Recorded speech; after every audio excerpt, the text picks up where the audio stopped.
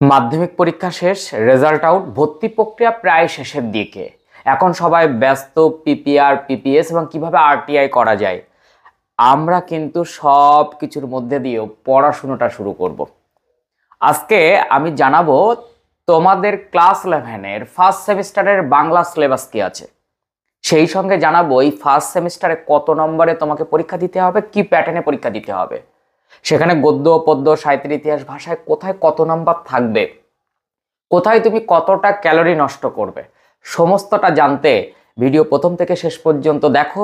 আর খাতায় একটু একটু করে তুলে নাও, পড়াশোনার মধ্যে ঢুকতে হবে। আমরা এক এক করে গদ্য পদ্য সাহিত্যের ইতিহাস ভাষা সমস্ত পার্ট পর পর পর পর করে পড়াবো।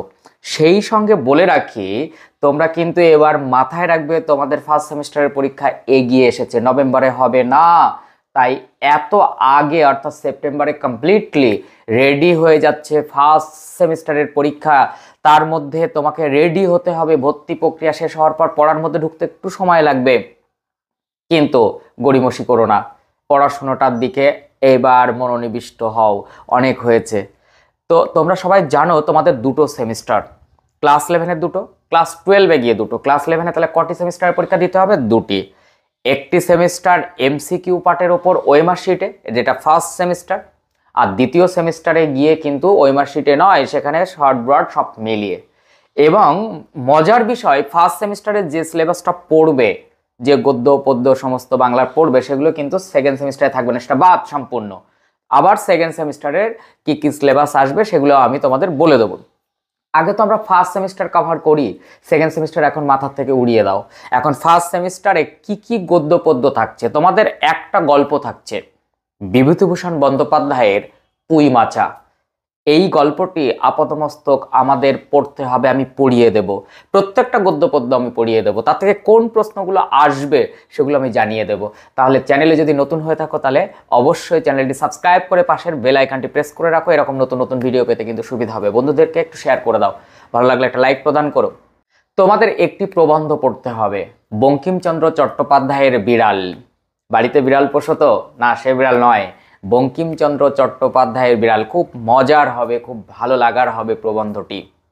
তোমাদের দুটি কবিতা আছে এই ফার্স্ট সেমিস্টারে, একটি ঈশ্বরচন্দ্র বিদ্যাসাগর রচয়িতা মাইকেল মধুসূদন দত্ত, আরেকটি সাম্যবাদী কাজী নজরুল ইসলামের লেখা। তোমাদের একটি আন্তর্জাতিক গল্প আছে, বিশাল ডানাওয়ালা থুত্থুরে বুড়ো। নামটা মাথায় রাখো, বিশাল ডানাওয়ালা থুত্থুরে বুড়ো, গাব্রিয়েল গার্সিয়া মার্কেজের লেখা, ইউএসের কবি। তো একটি এই আন্তর্জাতিক গল্প তোমাকে পড়তে হবে, বিশাল ডানাওয়ালা থুত্থুরে বুড়ো, রাইটার গাব্রিয়েল গার্সিয়া মার্কেজ। তোমাদের একটি ভারতীয় কবিতা পড়তে হবে, ভারভারা রাওয়ের চারণ কবি। কি চারণ কবি? রাইটারকে ভারভারা রাও, আর তার অনুবাদ করেছেন শঙ্খ ঘোষ।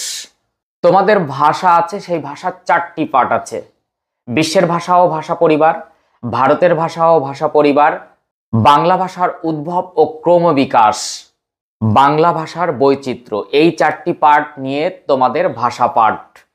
এরপর আসবো সাহিত্যের ইতিহাস। সাহিত্যের ইতিহাসে তোমরা জানো বাংলা সাহিত্যের ইতিহাসকে আমরা তিনটে যুগে ভাগ করি, প্রাচীন যুগ, মধ্যযুগ, আধুনিক যুগ। সেইখান থেকে তোমাদের প্রাচীন যুগ এবং মধ্যযুগ আছে। কি কি আছে জেনে নাও।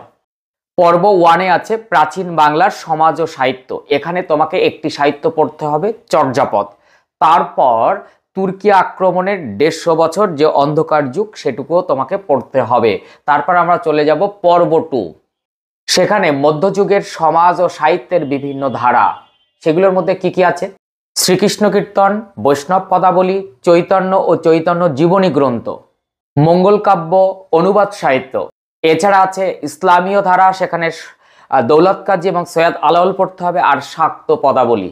এই হচ্ছে তোমাদের ফার্স্ট সেমিস্টারের সিলেবাস। সিলেবাসটা মোটেই ছোট না, বেশ বড়, মনোযোগ সহকারে তাই পড়তে হবে। এবং প্রত্যেকে নজর রাখো এই চ্যানেলের দিকে, প্রত্যেকটা পার্ট ধরে ধরে গল্প করে করে আমি পড়িয়ে দেবো। যেমনভাবে শিক্ষাবৃত্তিতে পড়ানো হতো, সেই শিক্ষাবৃত্তির পড়ানোর মতন এখানেও পড়িয়ে দেওয়া হবে।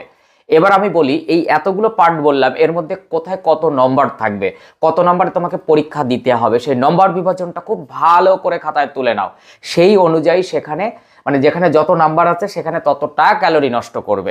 তোমাদের একটি গল্প আছে, সেই গল্প পুঁই মাচা, সেখান থেকে থাকবে এমসিকিউ 8।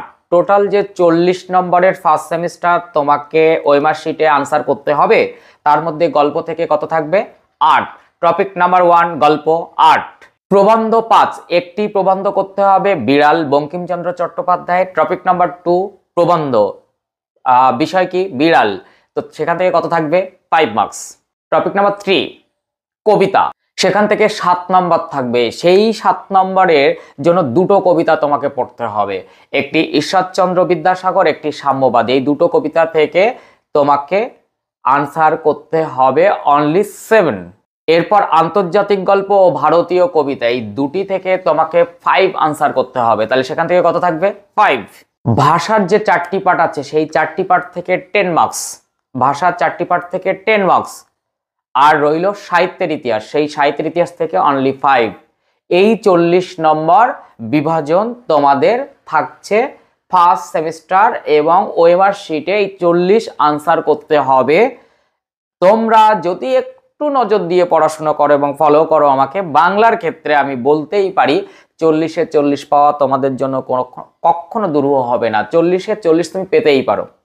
কাজেই প্রথম থেকে শেষ পর্যন্ত পড়ানোগুলো ভালো করে ফলো করো, এবং প্রত্যেকটা গদ্য পদ্য, সাহিত্যের ইতিহাস, ভাষা, প্রত্যেকটি প্রবন্ধ, আন্তর্জাতিক ভারতীয় সমস্ত পাঠ সুন্দর করে নজরে রাখো। আশা রাখি তোমার গৃহশিক্ষক, তোমার স্কুল তোমাকে পড়াবেন, তারা সমস্ত চেষ্টা করবেন, কিন্তু এই চ্যানেলের মাধ্যমে এত স্মুথভাবে পড়িয়ে দেওয়া হবে যা তোমার বাড়িতে আর পড়া লাগবে না, তুমি সুন্দরভাবে আনসার করতে পারবে, এটুকু আমি বলতে পারি। তো নেক্সট ভিডিওতে দেখা হচ্ছে, তত সময়ের জন্য টাটা।